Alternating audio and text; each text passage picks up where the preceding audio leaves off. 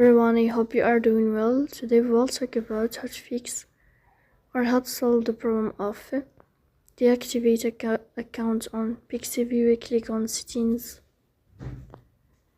You will go to apps, default apps, app settings. You will search for Pixiv app.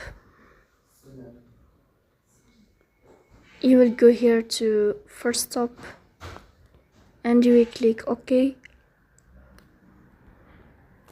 You will go to storage. You will click on clear cache. In the end, you will turn off your phone and you will wait a moment to restart your phone again to fix that problem. So that's it. Don't forget to support us by like and subscribe.